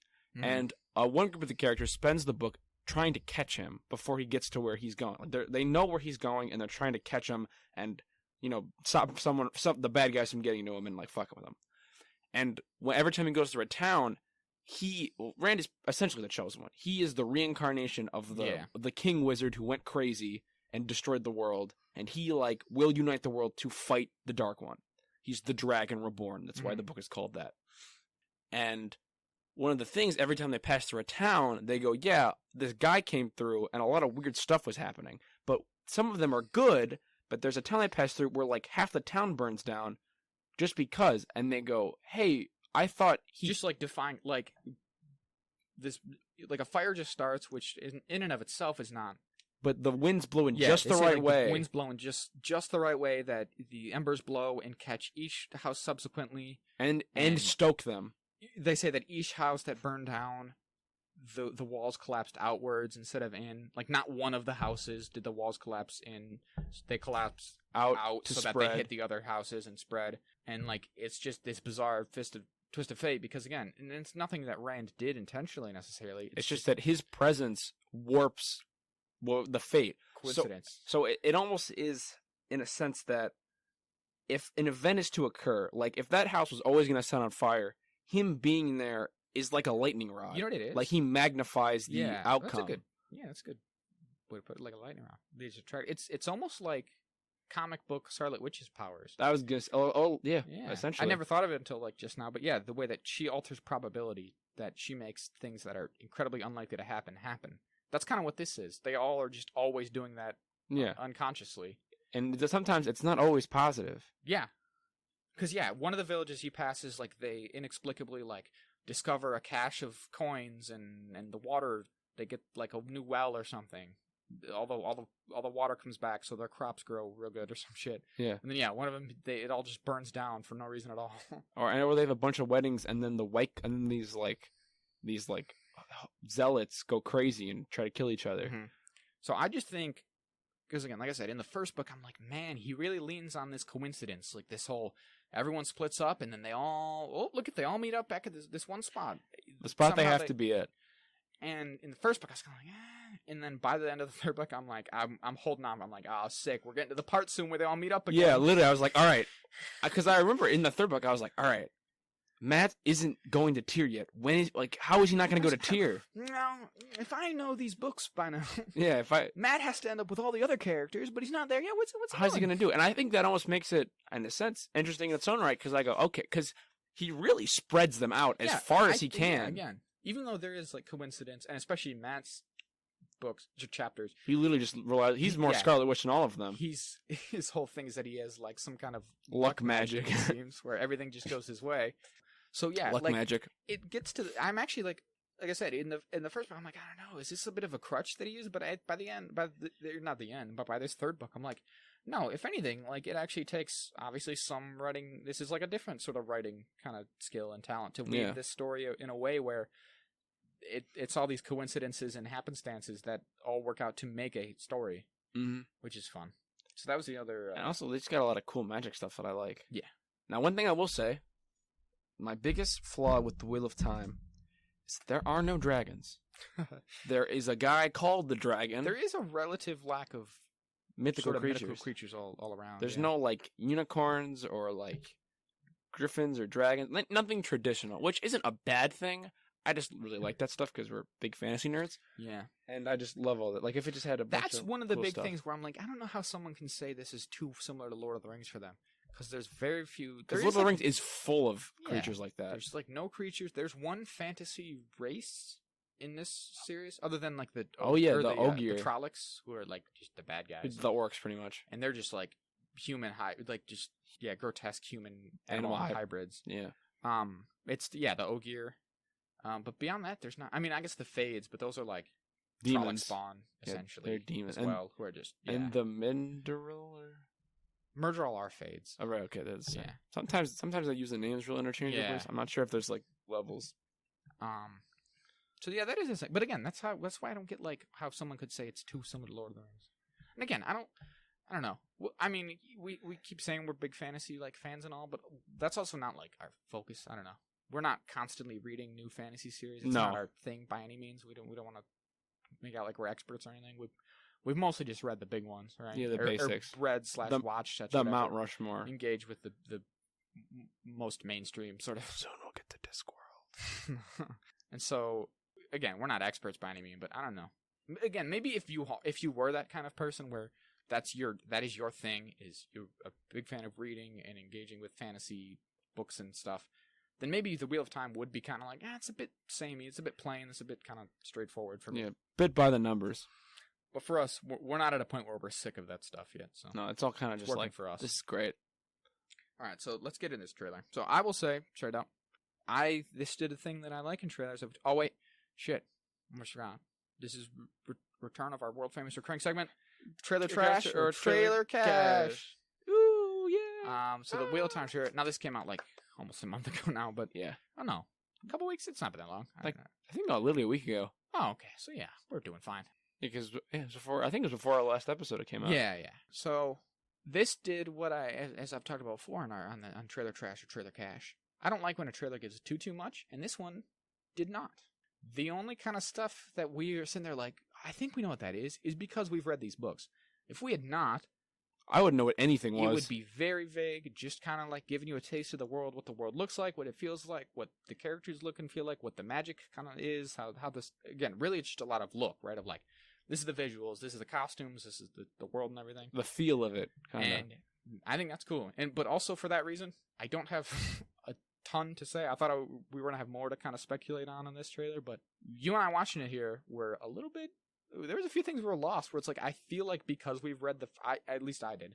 I thought because we'd read the first 3 books, we were going to watch the trailer and be like, that's that scene from this book, that's this scene from this book, that's this scene. And I did not necessarily feel that way, which is kind of cool because if we've talked, I don't know if I've said this on the show specifically. Oh, no, I think I have.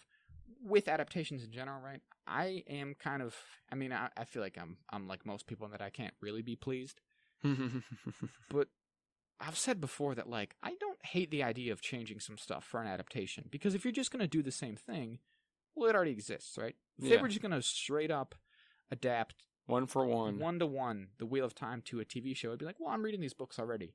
So I think it's cool that I'm going to, if they change it enough where it really does feel different and there's stuff that's going to be different enough that, you know, you're not always expecting it, you're not always knowing exactly what's going to happen, I think that's cool, right? Because then you get to experience it twice, essentially. Yeah, all new way. So, I don't remember exactly where I was going. But yeah, I don't think it's like I'm not mad or anything that like it's different. I was kind of like, oh, this is cool. Because again, I was kind of expecting that after reading these books, we were going to know exactly what all this stuff was. Like, oh yeah, right. but that's not the case for me, at least. Yeah, I am just curious about how many books they're going to so adapt. That was another one of my In your checklist? one of my little checklist here. I have a feeling they're gonna do the first two, because purely the fact is that they go to Tar-Valon in the trailer. Tar-Valon. I'm gonna say Tar-Valon. It is spelled. You can say it Tar-Valon. I just don't care. That's not how they say it on the audiobooks, Jack.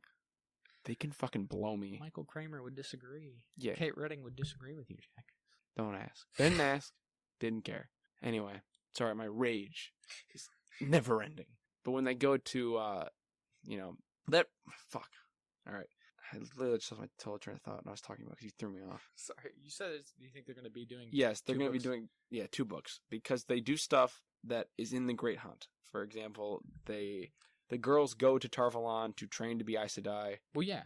and they So do a scene that just Tar-Valon does not appear. in the first book at all. In whatever you'd say physically, no one goes there. You don't see it, quote unquote, see it in the first book. So yeah, the fact that it's in that trailer, yeah, that's something at least. Because it just seems like, and there's a scene where one of the girls is in like a pool with a bunch of different colored paint, and they all represent the different Aja. So it makes me think they're gonna do like induction stuff, like they're gonna do training there. So that could be the thing that they do where they have to like face their fears thing to become accepted. Yeah, I think that's what that could be. That's not how it's described in the books exactly, but again, I want to try to not be that guy. It's just different from them. Actually, in the books, it's a stone arch they walk through. It's not a pool. Yeah, and actually, they're all naked. Which I mean, because of the show, we will be those guys every single episode, probably. Yeah, we will on here, but I don't think it's going to be to the detriment of our enjoyment. No, I don't think so. So yeah, that was the thing. It's like, well, my thing. Oh gosh, my thing is that you do that again, I'll kill you. My thing is I don't. At first, that's what I was thinking. I was like, all right, they're probably going to do 2 books. I think it's going to be a thing of sort of conglomerate where they're going to. And again, if you are the kind of person who's a stickler about this stuff and you're a big fanatic about these books and this is like your favorite thing and all, this might bother you. I don't know. I think they're going to end up doing is kind of mushing books together, cutting certain stuff from certain books, moving it around. But I don't think it's going to be a straight up 1-to-1. I just don't see how it could be, right? Adaptations very rarely are, and I don't think this will be an exception. I think it's going to go the way of like Game of Thrones, for example, which adapted pretty well, I think. I mean, I'm not read A Song of Ice and Fire, so don't quote me on that, I guess. But I think the general consensus is that show adapted at least up to a point. Adapted The Song of Ice and Fire quite well, but also took some liberties here and there. It just moved stuff around. There's just minor differences, but the overall story is the same. Yeah, I think that's probably what this is going to be more likely than anything. I don't think it's going to necessarily be like the first 5 episodes of this season. Or that'd be a good question. Do we know how many episodes it is? No, I have no idea. Basically, I don't know if it's necessarily going to be 1-to-1 of like the first half of this season is going to be the first book, and then the second half is going to be the second book. Right. And that's going to continue for the rest of the season. So there's going to be exactly 7 seasons with exactly 14 half seasons, and each half season is 1 book. And so by the end, we've done all 14 books in a row. Because the thing with that is it in the first 3 books. Each book ends with Rand fighting the Dark One. I was say. That's kind of colored my opinion on this. Is that, the climaxes of the first 3 books, fine. Not. I don't think they're terrible or anything. It's not a big deal to me, but I agree. They feel pretty samey. Yeah. And I do kind of think if you really wanted, you could make move stuff around where you could kind of boil that down to 1 or 2 confrontations. Yeah. And the kind of events leading up to it. I mean, you could for the purposes of a show. Because what we were gonna start the plot, but for what we're going for is that I think because we're talking about this, I think the end of season 1 could very likely be a Frankensteining of the Eye of the World and the Great Hunt, in which they go to the Eye of the World, but they also have the horn with them already, and they blow it, and then they do the kind of big fight at the end. Yeah, and then they're like, oh shit. Rand is the dragon, like for real, and like that'll build up. I just think that'll be work. I agree. And you just gotta like it's just a show. Like there's just production realities that go in it. Now, I will say, like I think they're giving it their best go. I don't think this is like the stereotypical like Amazon or not. I'm sorry, this is Amazon. like the Netflix show of like they do 3 seasons and drop it. Yeah. The freaking Netflix number crunchers there have determined that after 3 seasons there's too many diminishing returns, so they just can it. Yeah. They get their 3 seasons.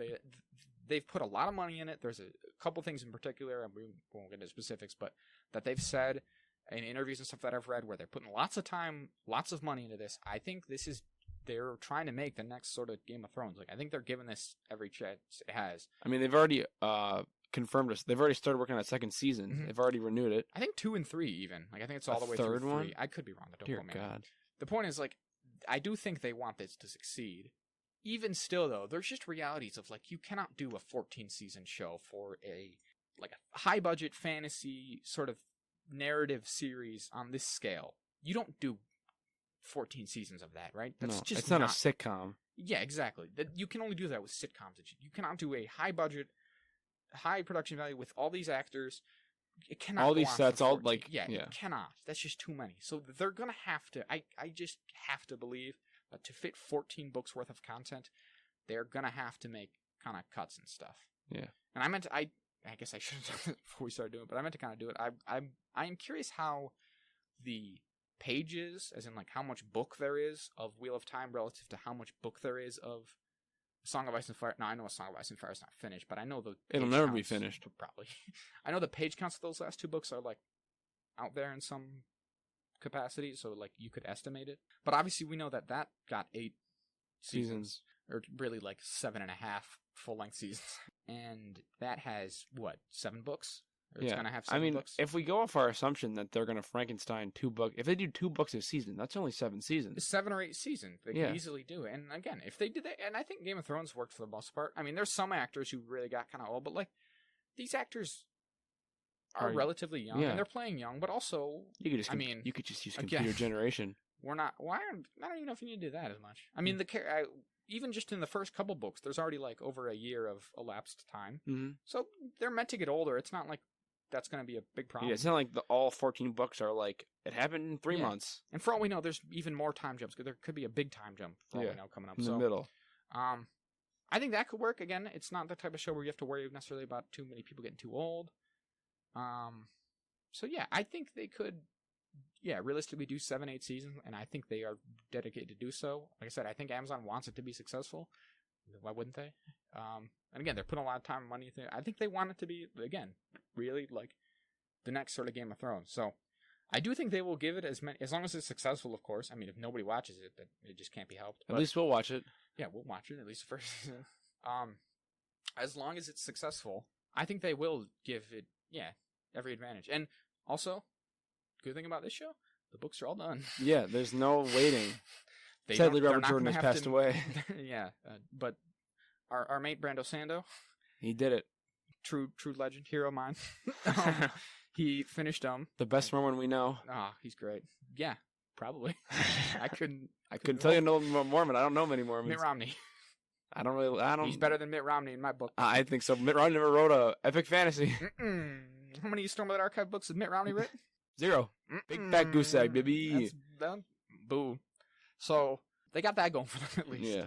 Is that they could have already, obviously, by the time they even start. I mean, he finished those books 7 years ago now. So they could have, from the ground up, planned this all out. And obviously, could be relatively fluid, but I bet they have a plan. They probably already know, again, at least roundabout, more or less, how many seasons they want to have. I mean, we're sitting here speculating.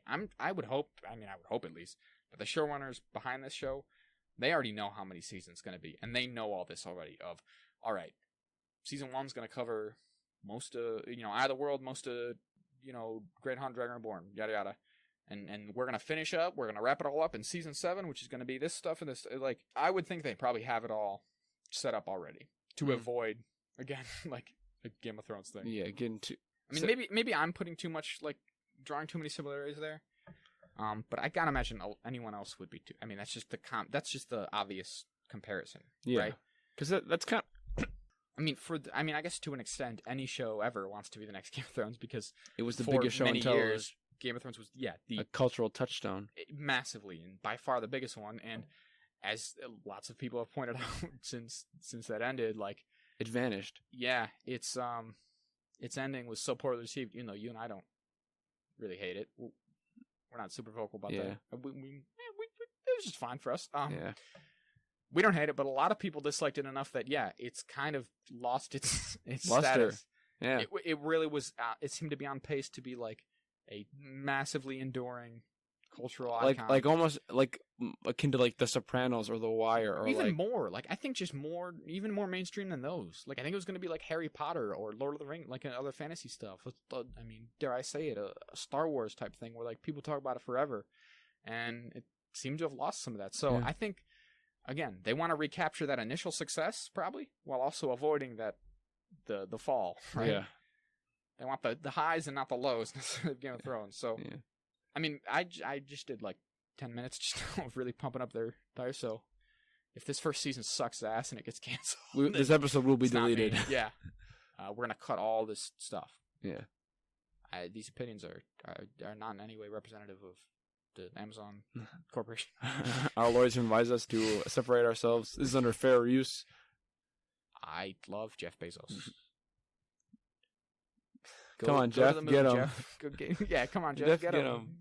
So, yeah, I don't know. I guess if you can't tell, I'm excited. I think it'll be good. I think it'll be really good. Again, not even because I think fucking Amazon and Daddy Bezos there have a lot of love in their hearts for the Wheel of Time. No. But again, you can kind of boil most stuff down to just the capitalism of it.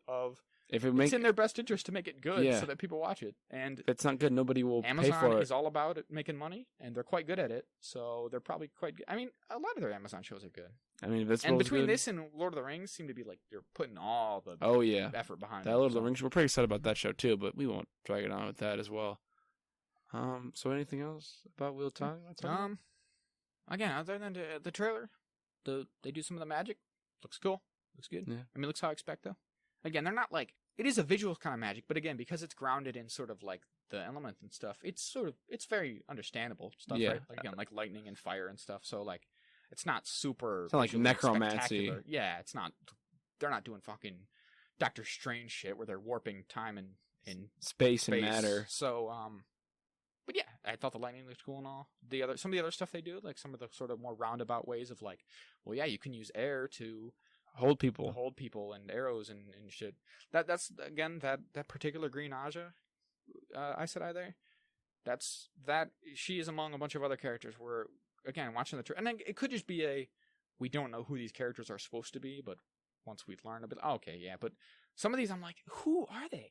Yeah, like, I can't even tell I couldn't even guess who they would be. So that'll be cool. We were theorizing that maybe, I mean, theorizing may be a strong word for it, but we were wondering if some of these characters are characters, or some of these characters and situations and even like plot points are taken from the prequel, which is The New Spring.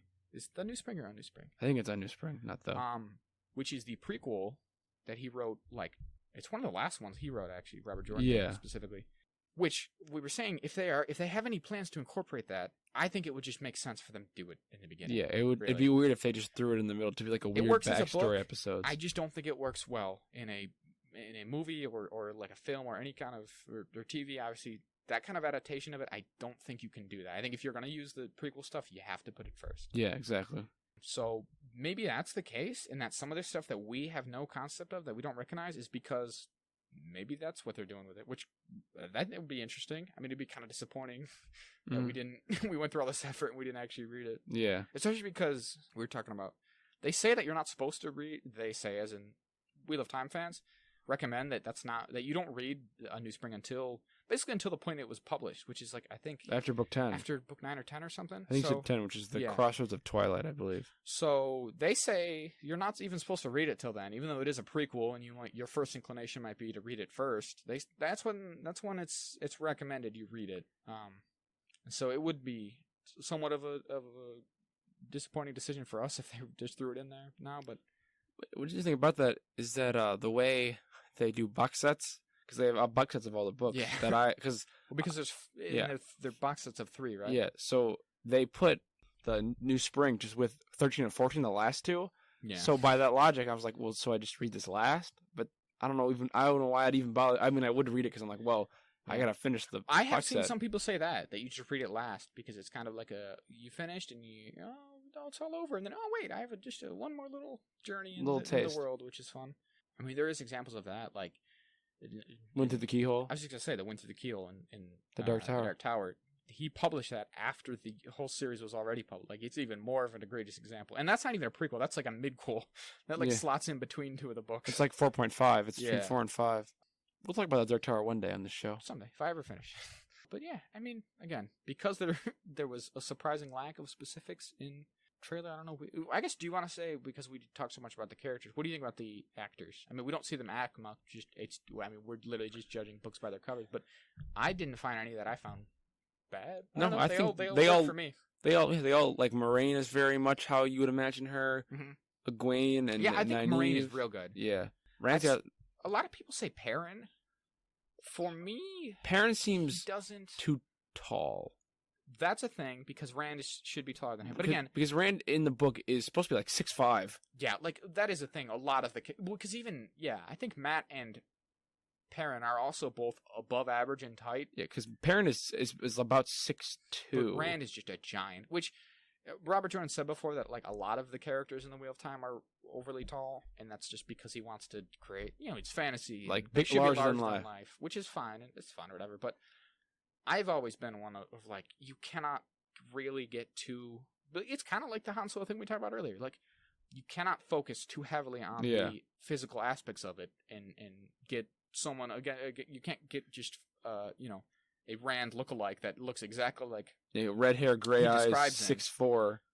at the expense of him not being Yeah. the better actor. for I it. mean, even though the heights are different, like the guy that got to play Rand is thin, kind of skinny and scrawny, and the guy that got to play Perrin is kind of muscular, Big like stocky, yeah. how The he's only described. thing- I've seen some people say that like to them that's exactly how Perrin looks in their mind's eye. The only big thing for me with Perrin, and actually this applies to Matt too, is that again, assuming this is all book one or mostly book one or whatever, they both have beards, and neither of them should have beards. Yeah, they're pretty young. That's That's fine. We're gonna. not even just that they have young and like they can't grow one, but I think that's part of it. Like they can't grow full beards, but Yeah. Perrin in particular, for sure, even in like the third book, is still like very intentionally shaving his beard every day. So I think he does grow one later on in the series. So like, again, I don't want to get too hung up on the very Yeah. specific physical, but that seems like a weird choice to me when you could just have him not. to shave his face, or be like a Josh Whedon Suicide Squad and just edit it all out so his Oh, face God. is like a mask. Uh, I'm real excited for Perrin's wolf magic, it's Love gonna that. There's wolves in the trailer. and he's We were excited about and he's that. real scared of them. Yeah, wolves. Yeah, Lab wolves, hello, because baby. Perrin's got that thing I like, and I'll probably say it again and again, is that I always love in like a fantasy thing when a character gets an ability and like magic, and they would like nothing more than to never do that a again. bit of a reluctant hero is Yeah. always good. Because Perrin's like, God, I don't want to talk to They're all wolves. kind of reluctant heroes, all three of them. Yeah, they're like, Perrin's like, I don't. with their own specific sort of niche thing. Yeah. Rand really doesn't want to be the dragon. Perrin really doesn't want to Be Wolf King, be Matt just Beastmaster. doesn't want to do anything. He just wants to. He just wants to goof gamble, off. gamble, and I don't know, talk to ladies. I don't even Yeah. know. We're excited. I don't know. Did you want to talk about it all? How we're gonna? Are we gonna do? Do you think we're gonna do any Wheel of Time episodes going forward? I I think mean, okay. I guess. Sorry. Book I should episodes. ask you. Yeah, I meant book it because we are definitely going to talk about each episode as it comes out. Yeah. I would imagine when it starts airing I would think we should. in circulation there. I think because we've done the first three, and we haven't done a lot of like. Here's what we think about the books, and here's what we think Yeah. about the arcs. Which And now I should say, if we do that, it's probably going to be less than this because this is like an overarching, like what we think for the show and everything. Mhm. If we do ones in the future, it'll just be, I think, right, a more loose, like, hey, we read the books. This is what we thought about these like how we books. talk how Yeah. we talk about anything on the show, like kind of loose. Again, we're not reviewers. We're not like. Yeah. We're not going to be like this is pedestrian. But like this whole little section here we just did on this show, right? We did all of the what we thought of the book so far, and then also like all the stuff about the show. the meta kind of stuff, Yeah, as if we- well as inside the series. I think if we do this again, we'll probably just focus on the books because the show will already be out or coming out or whatever. I mean, I think we could really just do them 3 at a time. Yeah. All right, so Because they come in box sets of 3, and then Some I'll just point in finish a the box future, set. We'll be talking doing about The Shadow Rising, The Fires of Heaven, and Lord of Chaos. Even though it should be The Lord of Chaos, and it brings me Yeah. such anger that it isn't. and I don't know. There's How dare you? you hit said my you wanted to laptop. finish it by this semester at college here, right? Which means that the show will start before probably we finish all 3 books, which is fine. Yeah. But yeah, so Which I think I will mean be that's fun. also that's relatively. I mean, it's November, right? Do we know exact date? 19th. Cool. That's what I thought it was. So yeah, I think we have a week after the Eternals. So we'll have the Eternals episode. we keep saying we're gonna be chock full. Yeah. And then I think immediately after Wheel of Time starts, we have Hawkeye. I was gonna say there's got to be some Marvel show airing Yeah. at that point. Also, I you know what? I think we're kind of done. I want to Iketek in a Yeah, I think little thing. Okay. So I don't know with time. Iketek into Miss Marvel. Speaking of times, I have been seeing stuff. I looked it up that some people like on Google and stuff. The date of release has changed from 2021 to 2022, and there hasn't been a lot of information about Miss Marvel. So I do believe that it might be pushed back. Like it won't come out between What If and Hawkeye. That's interesting because just recently we talked about how Every week it's going to be a Marvel thing. but Marvel specifically came out and like reaffirmed like no, you don't gotta worry. I know we've been kind of quiet about it, but no worries. Hawkeye and Miss Marvel both definitely coming out 2021. Don't even worry about it. That's like a literal thing that they came out and said. So, I mean, I won't mind. Like we said, there's a lot going on. Yeah. I mean, also around that time we're going to be doing Dune, maybe. Book of Boba Fett. Oh shit! I totally forgot about that. There's all kind of Disney, Dune, perhaps. Marvel, Star Wars bullshit content. So Yeah. like there'll be plenty. I don't think I'll be Visions. hurting for not seeing. Yeah, well, I mean that's still going to be airing by the time some of these kick off. Yeah. I mean we're still in What If. Like there's going to be plenty. So if they need to move Miss Marvel back, I So doubt don't we'll worry, you notice. 4 people listening, you'll be plenty to We're listen gonna have to. These episodes are just going to get longer and longer. Perhaps. You Depends on said how in much I edit. episode 1 they're going to be like an hour. No. You wish. There is only one. I've gone through it. There is one episode that is even close to an hour, and then it's the first episode, which is 56 minutes. Every other episode is almost an hour and a half. Actually, it's progressively getting longer until someday we never stop. We just continue, and I edit, and Because I like. each episode is more than a week long, and it just loops around. And by that time, we gotta start again. Yeah. By the time I finish editing one, we start record. Wait, I hit record on another. See, on Google here, on Google TV, it still says the first episode will be 2021. So we'll have to see. Does Wikipedia? Let me check real quick. Yeah. Live on air. Does Wikipedia have anything? It just says scheduled to premiere in 2021. No one's got any. So yeah, I don't know. Again, though, I can't imagine it being a big deal. I don't even. Again, we kind of like have tried just very casually, just kind of vaguely to plan it out. But even we kind of determined at one point, right, that even if it does come out, it's gonna just be barely starting in 2021, and it's gonna finish, or at the very most of it will still be coming out in 2022 anyway. Yeah. So it's like, again, if Hawkeye starts in November, unless they're gonna overlap, there's almost no room for it regardless. And that's, it's not a big deal. I think it'll be in October. Oh, okay. Hawkeye will? No, Miss Marvel. Oh. Because What If ends in the first week of You October. just said I thought you moved it. You thought they moved it. I thought they moved it, but I think Oh. if it does come out in 2021, it will be in October because there's no Marvel thing in October. Oh, okay. And then it'll end around the time the Eternals kicks off. Has it ever? I guess I was assuming that we knew that Miss Marvel was after Hawkeye. I thought Did we know one way or the other? I always assumed it was before Hawkeye, Oh, okay. from what I saw. But In which case, it's all gonna be jam packed, right? Like Yeah. so. we'll be flush for Marvel Soy Boy Absolutely. content. So, all right, with that, I think we're gonna wrap it up this week. As always, you can email us at gmail.com at AcatechJazz. And you can find us on Twitter at the exact same handle, AcatechJAZ. Again, that's with 1Z. And you can listen to us on Apple Podcasts, Spotify, Google Podcasts, Podbean, and Amazon/Audible.